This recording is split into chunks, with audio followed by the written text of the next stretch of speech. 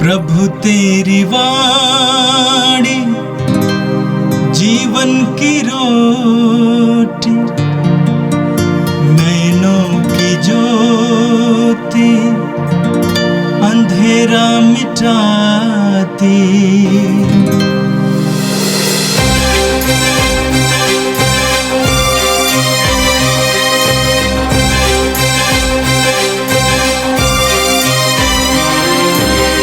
प्रभु तेरी वाणी जीवन की रोटी, नैनों की ज्योति अंधेरा मिटाती।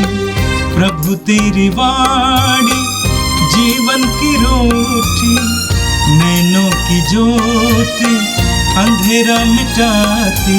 वाणी वाणी वाणी वाणी वाणी पवित्र है, शाश्वत है, जीवन का मन्ना है। 18 अगस्त सोमवार। पहला पाठ न्यायकर्ताओं के ग्रंथ अध्याय 2 वचन संख्याएं 11 से 19 तक। इस्राएली प्रभु की दृष्टि में पाप करने और बाल देवताओं की पूजा करने लगे। उन्होंने प्रभु को, अपने पूर्वजों के ईश्वर को, जो उन्हें मिस्र से निकाल लाया था, छोड़ दिया। वे अपने आसपास रहने वालों लोगों के देवताओं के अनुयायी बनकर उनकी पूजा करने लगे। उन्होंने प्रभु को अप्रसन्न कर दिया। वे प्रभु को छोड़कर बाल और अशर्ता देवताओं की पूजा करने लगे। तब प्रभु का कोप इस्राएलियों के विरुद्ध भड़क उठा। उसने उन्हें छापा मारों के हवाले कर दिया, जो उन्हें लूटने लगे। उन्होंने उन्हें उनके शत्रुओं के हाथ बेच दिया और वे उनका सामना करने में असमर्थ थे। जब वे युद्ध करने निकलते तो पराजित हो जाते थे, क्योंकि प्रभु उनके विरुद्ध था, जैसा कि उसने शपथ खाकर उन्हें चेतावनी दी थी। जब जब इस्राएलियों की दुर्गति बहुत अधिक बढ़ जाती थी, तो प्रभु न्यायकर्ताओं की नियुक्त किया करता था, जो उन्हें लूटने वालों के हाथ से बचाया करते थे। किंतु वे न्यायकर्ताओं की बात नहीं मानते और पथभ्रष्ट होकर पराये देवताओं की पूजा और उपासना करते थे। वे प्रभु की आज्ञा पर चलने वालों अपने पूर्वजों का मार्ग शीघ्र ही छोड़ देते थे। वे अपने पूर्वजों का अनुकरण नहीं करते थे। जब प्रभु उनके लिए कोई न्यायकर्ता नियुक्त करता था, तो प्रभु उसका साथ देता, और जब तक न्यायकर्ता जीता रहता था, तब तक प्रभु इस्राएलियों को उनके शत्रुओं के हाथ से बचाया करता था। क्योंकि जब वे अपने अत्याचारियों के दुर्व्यवहार से पीड़ित होकर कराहते थे, तो प्रभु को उन पर तरस आता था। परंतु जब वह न्यायकर्ता मर जाता था, तो वे शीघ्र ही अपने पूर्वजों से भी अधिक घोर पाप करते थे। वे पराये देवताओं के अनुयायी बनकर उनकी पूजा और उपासना करते थे। उन्होंने अपने पुरानी आदतें और हठीला व्यवहार कभी नहीं छोड़ा। यह प्रभु की वाणी है। संत मत्ती के अनुसार पवित्र सुसमाचार अध्याय 19 वाक्य 16 से 22 तक। एक व्यक्ति ईसा के पास आकर बोला, गुरुवर, अनंत जीवन प्राप्त करने के लिए मैं कौन सा भला कार्य करूं? ईसा ने उत्तर दिया, भले के विषय में मुझसे क्यों पूछते हो? एक ही तो भला है।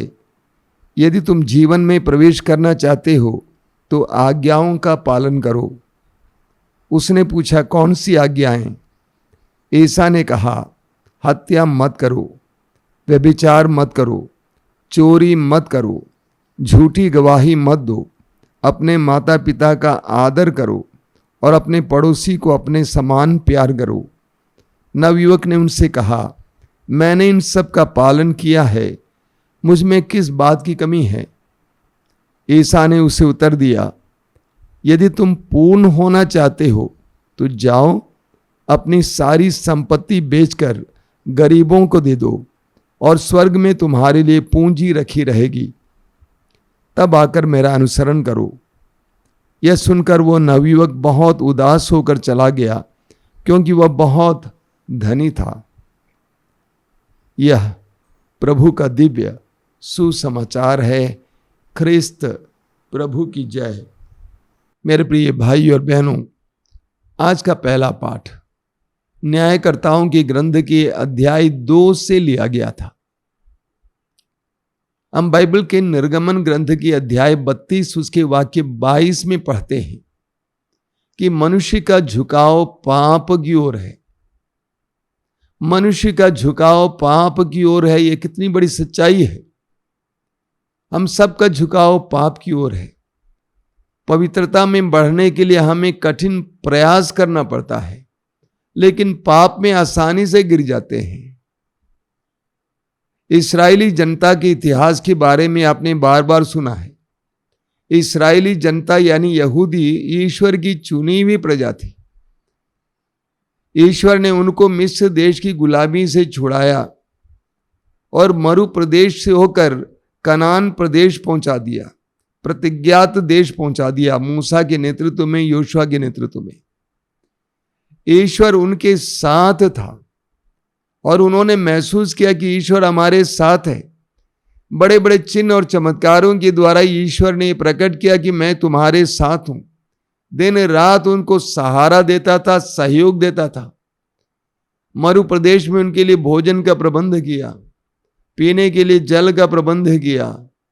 लेकिन कनान देश पहुंचने के बाद, हालांकि उन्होंने योशुआ से वायदा किया था कि हम ईश्वर की ही आराधना करेंगे और किसी की आराधना नहीं करेंगे, आज के वचन में आपने सुना उन्होंने प्रभु को, अपने पूर्वजों के ईश्वर को, जो उन्हें मिस्र देश से निकाल लाया था, त्याग दिया।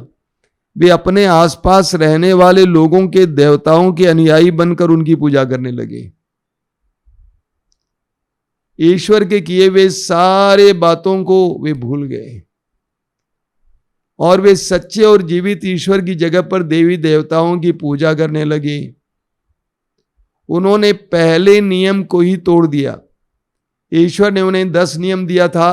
पहला नियम था, मैं तुम्हारा प्रभु ईश्वर हूं, मुझे छोड़कर और किसी की आराधना नहीं करना।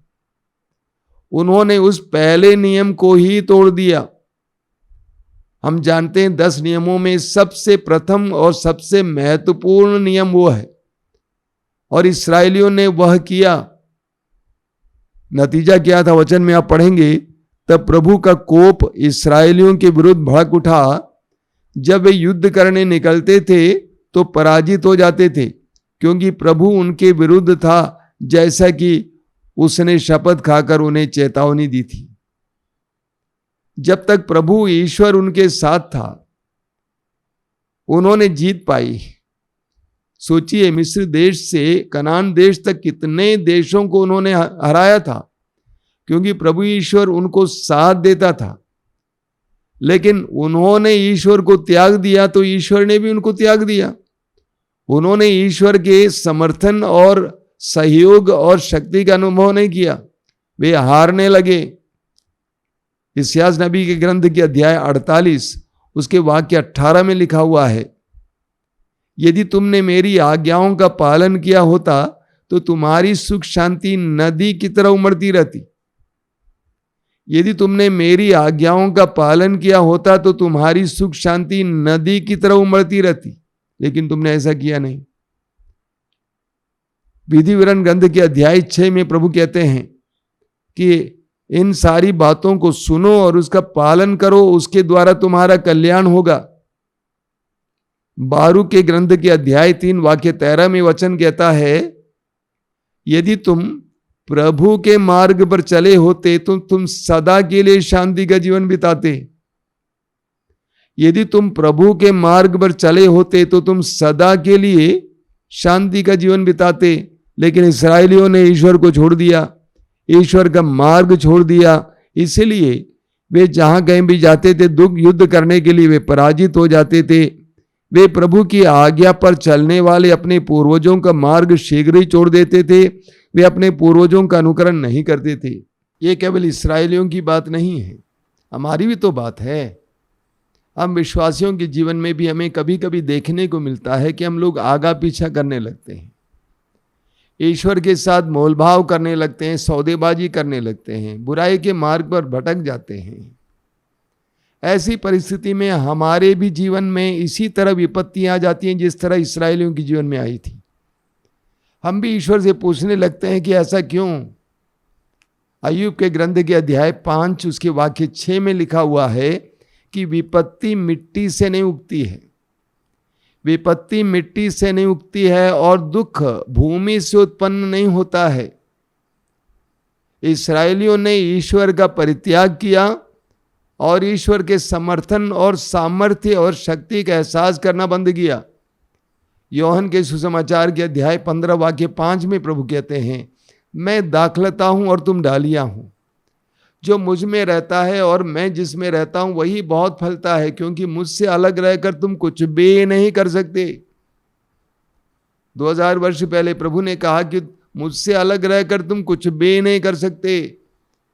लूकस के सुसमाचार के अध्याय 11 उसके वाक्य 23 में प्रभु कहते हैं, जो मेरे साथ नहीं बटोरता है वो बिखेरता है, जो मेरे साथ नहीं बटोरता है वो बिखेरता है। इस्राएलियों के बारे में बताया गया है, ईश्वर ने इस्राएलियों को न्यायकर्ता दिया।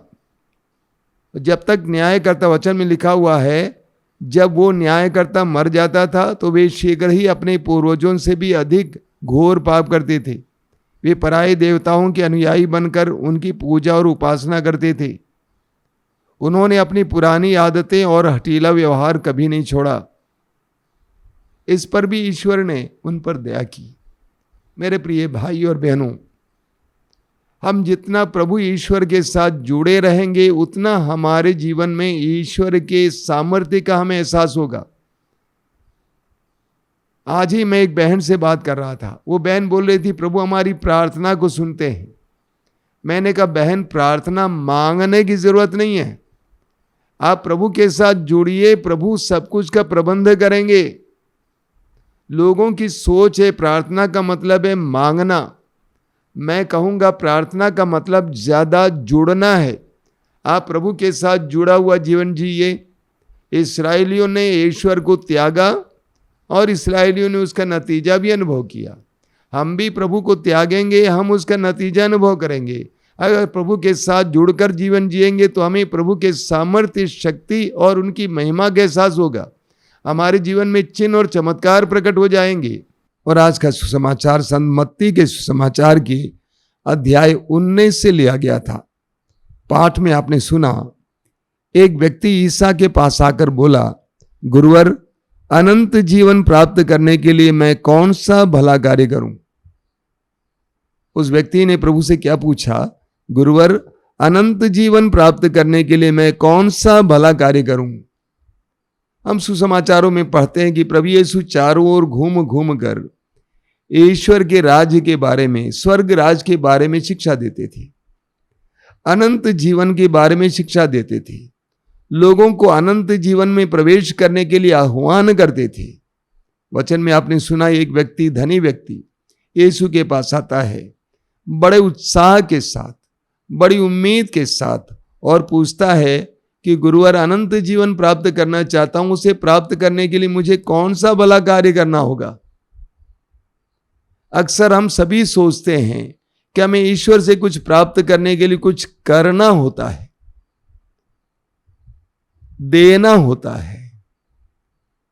इसीलिए लोग देते हैं, कर्मकांड करते हैं और अन्य प्रकार की क्रियाएं करते हैं, प्रार्थनाएं करते हैं। लेकिन प्रभु यीशु ने उसको समझाया। प्रभु ने कहा, यदि तुम जीवन में प्रवेश करना चाहते हो तो आज्ञाओं का पालन करो। यदि तुम अनंत जीवन प्राप्त करना चाहते हो, प्रभु ने कहा, आज्ञाओं का पालन करो। प्रभु ईश्वर की आज्ञाओं में जीवन है। उन आज्ञाओं के पालन के द्वारा हमें जीवन प्राप्त होता है, अनंत जीवन प्राप्त होता है। हम अनंत जीवन के योग्य बन जाते हैं। मत्ती के सुसमाचार की अध्याय 7 उसके वाक्य 21 में प्रभु यीशु कहते हैं, जो कोई मुझे प्रभु प्रभु कहकर पुकारते हैं वे सबके सब ईश्वर के राज में प्रवेश नहीं करेंगे, लेकिन वे ही जो मेरे स्वर्गिक पिता की इच्छा पूरी करते हैं। तो प्रभु ईश्वर की इच्छा पूरी करना, आज्ञाओं का पालन करना, ये हमारे लिए जीवन का माध्यम बनेगा, कारण बनेगा। निर्गमन ग्रंथ के अध्याय 20 उसके वाक्य 6 में प्रभु कहते हैं, जो मुझसे प्यार करते हैं और मेरी आज्ञाओं का पालन करते हैं, मैं उन पर 1000 पीढ़ियों तक दया दिखाऊंगा। मेरे प्रिय भाई और बहनों, पूरी बाइबल में बार बार ये बताया गया है कि ईश्वर के नियम, ईश्वर की आज्ञाएं कितने अनमोल हैं और उसके पालन के द्वारा हमें कैसे जीवन प्राप्त हो सकता है। योहन के सुसमाचार के अध्याय 6 उसके वाक्य 63 में प्रभु कहते हैं, जो शिक्षाएं मैंने तुम्हें दी वो आत्मा और जीवन है। प्रभु की एक एक आज्ञा के पालन के द्वारा हम अनंत जीवन के योग्य बनते हैं, हमें जीवन प्राप्त होता है। तो प्रभु ने कहा, यदि तुम जीवन में प्रवेश करना चाहते हो तो आज्ञाओं का पालन करो। उसने पूछा, कौन सी आज्ञाएं? तो प्रभु ने आज्ञाओं को प्रकट किया, बताया, हत्या मत करो, व्यभिचार मत करो, चोरी मत करो, झूठी गवाही मत दो, अपने माता पिता का आदर करो और अपने पड़ोसी को अपने समान प्यार करो। 10 नियमों में से कुछ नियम प्रभु ने उसके सामने रखा। प्रभु ने कहा, इसका पालन करना, इसके पालन करने से तुम्हें अनंत जीवन मिलेगा, तुम्हें प्रचुर मात्रा में जीवन मिलेगा, तुम्हें प्रभु की कृपाएं प्राप्त होगी। नबियों ने उनसे कहा, मैंने इन सब का पालन किया है, मुझ में किस बात की कमी है? एक बहुत ही सुंदर बात है। उसने कहा कि मैं इन नियमों का पालन तो करते आया हूं, मुझ में किस बात की कमी है? बहुत अच्छी बात है। हमें भी कभी कभी प्रार्थना में प्रभु के सामने पूछना है कि प्रभु मुझ में किन किन बातों की कमी है। ईमानदारी से पूछना है कि प्रभु मुझे बता दे कि मेरा कौन सा पक्ष कमजोर है, मेरी क्या कमियां हैं, मेरी क्या दुर्बलता है, मेरे क्या पाप है, प्रभु मुझे बता दें। तो ईसा ने उसे उत्तर दिया, यदि तुम पूर्ण होना चाहते हो तो जाओ, अपनी सारी संपत्ति बेचकर गरीबों को दे दो और स्वर्ग में तुम्हारे लिए पूंजी रखी रहेगी, तब आकर मेरा अनुसरण करो।